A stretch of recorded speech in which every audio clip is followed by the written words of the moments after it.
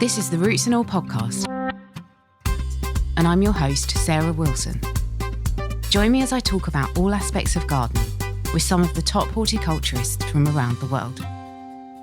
Hello and welcome to Roots and All. This episode, my guest is Catherine Heatherington. Catherine is a garden designer and consultant, and she's the author of several books about landscape. Along with Alex Johnson, Catherine is the co-founder of Design Wild Associates, a design practice that encourages wildlife into even the smallest of urban spaces. And Catherine and Alex have co-authored the recently released book, Habitat Creation in Garden Design. We talk about the book and Catherine's work, and my first question to Catherine was to ask about her route into garden design and horticulture. I originally did a maths degree, believe it or not, and I've had various careers, but probably 20 or 25 years ago, I moved into garden design. So I took a course at Capel Manor and Middlesex University in garden design and became a garden designer. Just me, not a big company or anything. I have worked abroad. I've worked all around Britain, but I'm obviously based in London. So the focus of my work was in London. And I became more and more interested in attracting wildlife into the garden and things like that. So that, that's how the trajectory of how my career progressed, really. I met Alex Johnson, who I wrote the book with probably 20 years ago. And she was a colleague and became a friend. So we've known each other for a long time. So you mentioned the book, which is about habitat creation. One of the things that struck me as I started to read the book is that in the preface, you state that gardens are, and I'm quoting here, are not places in which to protect or reintroduce endangered species. And I thought, well, that's interesting. Yes, I see that because endangered species are, I suppose, more suited to niche habitats. But then I did think, if it's just for generalist species, which seem quite capable of looking after themselves a lot of the time anyway, then is wildlife gardening just a kind of a human conceit, really, that doesn't make a lot of difference in the larger scheme of things? I'd say definitely not. I mean, the idea of protecting an endangered species or reintroducing one, it's much more of an ecological thing. You can't just do it just in one small garden. Wildlife need corridors, they need more space to be able to interact with other members of their species and to breed and things. So if the species isn't likely to live in your area, so for instance, you couldn't, in London decide you wanted to introduce some species that lived on chalk down and, it's just not possible. And I think the idea that wildlife can look after itself is absolutely not true. I mean, we're destroying habitats the whole time. We're breaking up the corridors that are really important for wildlife to continue. So, every time somebody paves over the whole of their back garden, say, because I'm talking about gardens, obviously I could talk about, a whole range of other things, agriculture and everything. But if somebody paves over their back garden or gets permission to build a block of flats on the back garden, you've destroyed a corridor that would be something that was contributing to, to wildlife being able to survive there, basically. So it's not like a garden is a little island that is just self-contained. We do need to think of them as connecting up with other gardens and with other parks in cities and things like that to have the best effect and to support the widest diversity of wildlife.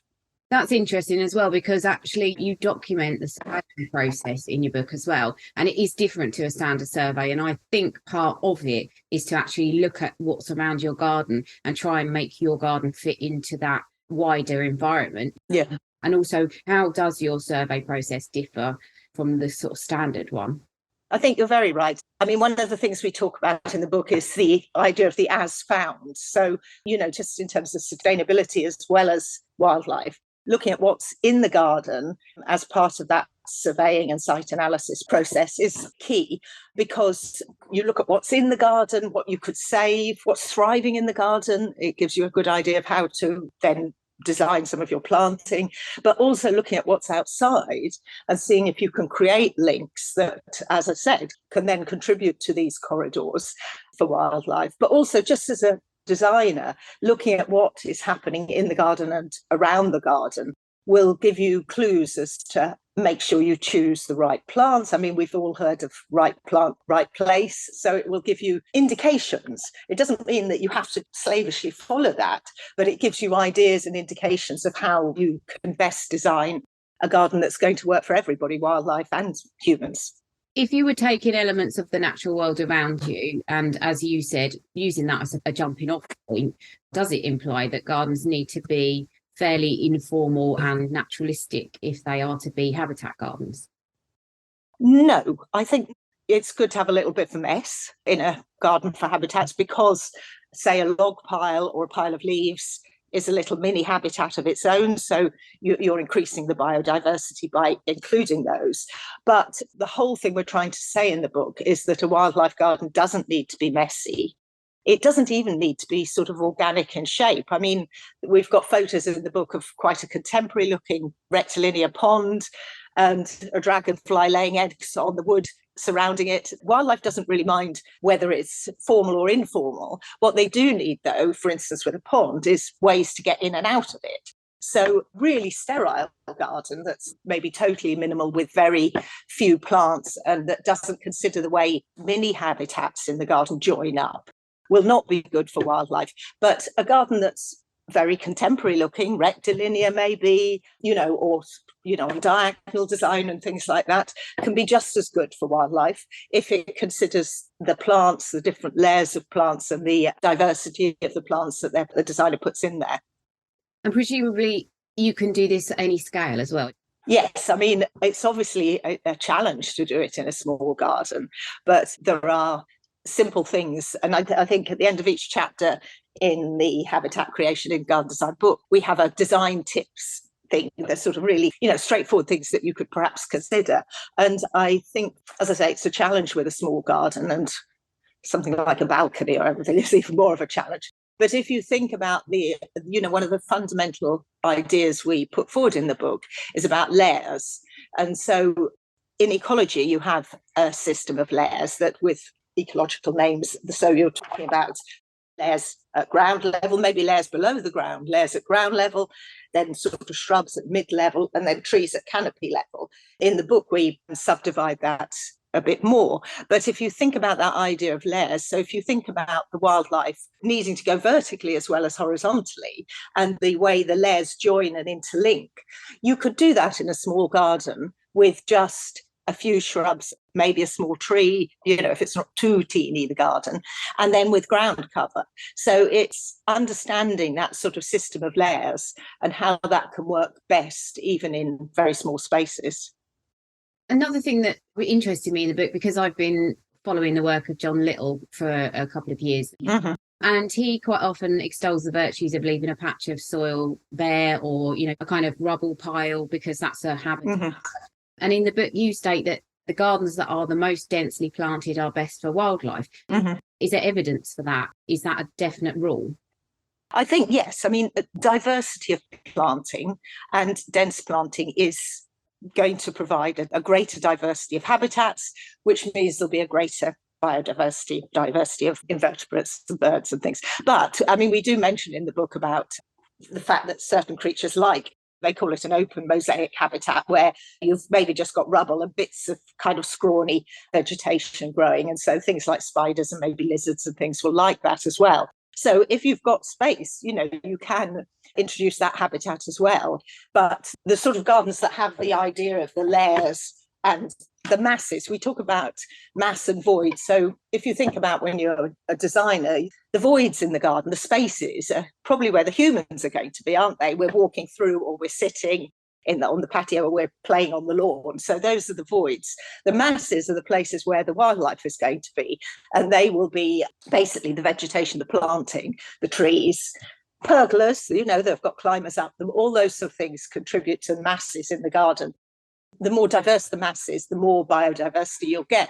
But that doesn't mean you don't have the open spaces, because to create a well-designed garden, you've got that balance between the mass and the void, because we're very much in the book saying these have got to work for humans as well.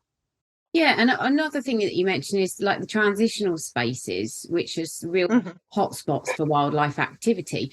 Do you know why that is the case? I'm not sure whether I could sort of say exactly why that works. I think in the book we said they're very important. And I think we talk a bit about ponds, don't we, where the edges of ponds are really important. So you can think about the water, you can think about what's beyond that. But a lot of aquatic wildlife has a in the pond stage and an out of the pond stage. And some of them are going in and out all the time, like frogs. But other things like dragonflies, have larvae in the water, then they'll come out and transition into dragonflies on the plants on the edges and things. So the edges are very important as hiding places, as shelter for a lot of the wildlife that uses the pond. And then you'll have edges maybe between a path, which is the void for the human, and the planting or the lawn and things. So that sort of transition, it's just important. I'm not sure I would say that's an ecological term at all, but it's in terms of design, it's important to remember those transitions and the fact that wild things want to shelter, they want some place to shelter, and possibly the edges are where they've got to suddenly come out into the open to cross this path. So considering that, I think just in terms of design is important. The other thing that I was thinking whilst thinking about habitat creation is it sensible to design for everything in mind in terms of not just human species, but also wildlife? Or would we be better to focus on perhaps one group of animals or one or two species to really maximise the beneficial potential of our gardens? Yeah, that's a good question. I mean, it's good to know what is possible in your area, and to maybe focus on maximising that. But the thing to always remember is, say you want to encourage blue tits or something, and tits to your garden, blue tits and great tits. We love doing that. We love feeding them. People put up bird boxes, all that sort of thing. But if the garden hasn't got, or the surrounding gardens hasn't got the habitat to produce caterpillars to feed the blue tit chicks, the brood will fail and the nest boxes will be useless. So we could be feeding the blue tits peanuts and sunflower seeds and all of that quite happily and think they're thriving. But if we're not providing the sort of shrubs and hedgerows and vegetation that butterflies and moths will lay their eggs on that will then produce caterpillars, there's no food to feed those chicks, so they'll starve. So it's thinking about, you can't just think of one thing in isolation. You have to think about that food chain. One of the things that I find tricky when talking about habitat creation in gardens, and where I think your book was really good, was that you gave loads of resources. But I wonder how useful it is to speak in generalities when it comes to landscape design for wildlife, because every site is so unique, and even maybe within a garden, maybe every square metre is unique, that it's okay to give broad advice. But I guess the onus is actually on the garden designer or the garden owner to do a lot of research off their own back into their own specific site. How possible is that, given the tools that we've got at our disposal and the knowledge that one person can possess? Well, you can't expect the garden owners all to be experts in ecology and things.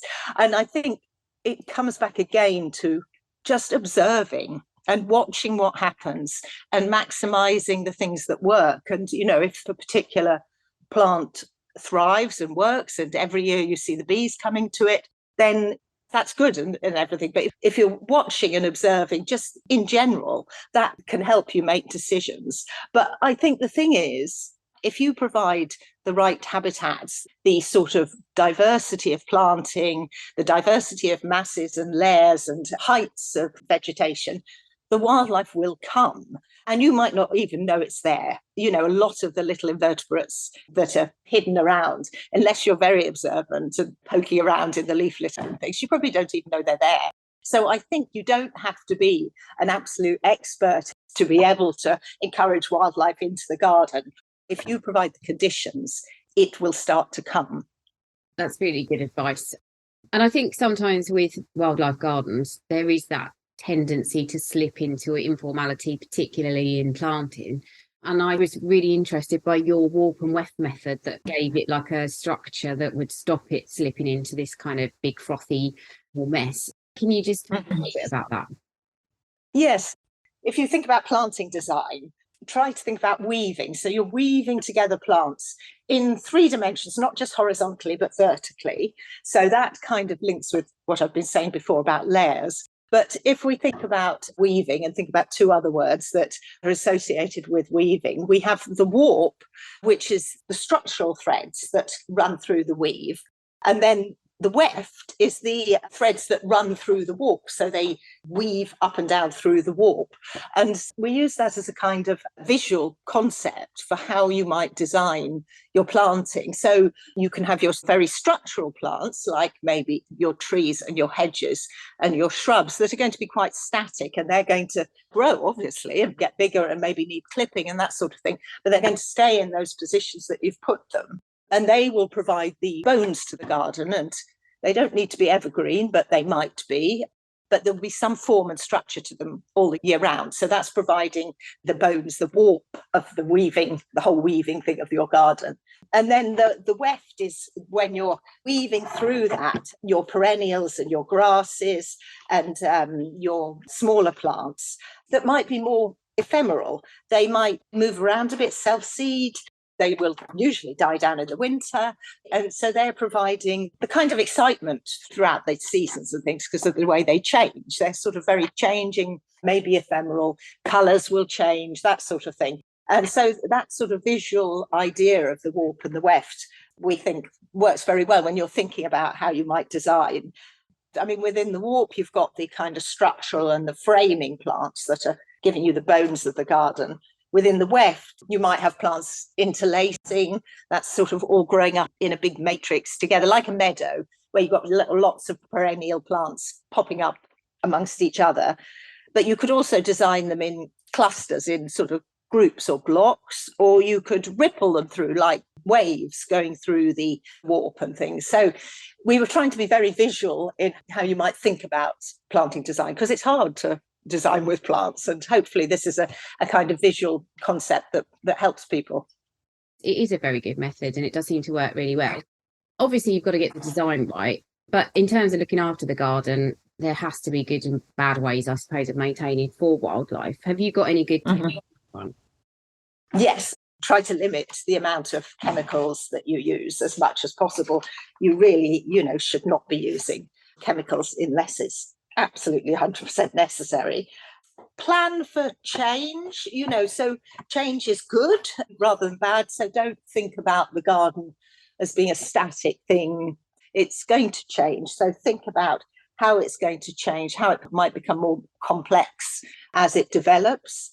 And think about a light touch approach. So, maybe little and often rather than slash and burn. I mean, we all know in our local park where the maintenance team comes in and it's a kind of horrific slash and burn thing, with some electrical, power tools. Everything's clipped to within an inch of its life and cut down to ground level and things at a certain point. And if you think about that for habitats, the wildlife, suddenly all those layers and all that shelter has gone. But if you think much more with doing a light touch to when you prune and a light touch to when you cut things back and doing it little and often now and then the garden's going to look better for you as well, for the human, the person that owns it, but it's going to be much better for the wildlife because you're not getting these sort of sudden dramatic changes where you just take away all the dead vegetation and things like that.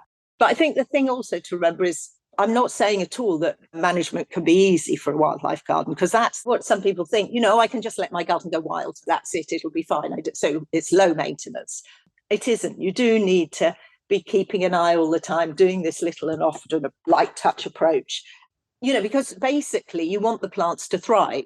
If we want a good diversity of plants, we need them to thrive. So we need to be making sure that they're happy and that, and that one plant isn't completely swamping another plant, which we've all killed off plants in our garden because we haven't noticed that one has just grown so big it's falling over the top of another one and that other one is struggling to survive underneath.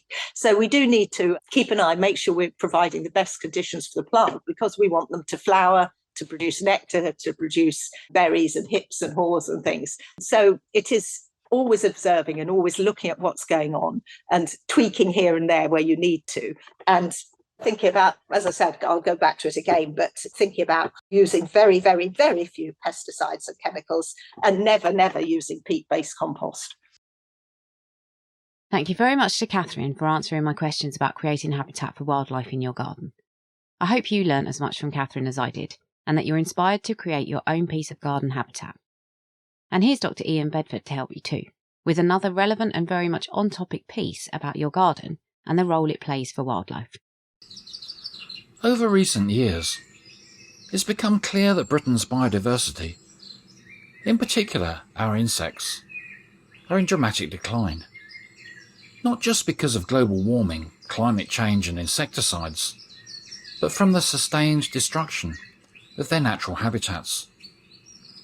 And this will be all too obvious to those of us who remember the summers from not that long ago, when our seasonal weather was a lot more predictable, and when the countryside was where we could see many species of wildlife that have now become scarce. And perhaps we'll also remember visiting those unique habitats too, such as the natural ponds and the wildflower meadows, of which over 90% have been destroyed since the 1950s.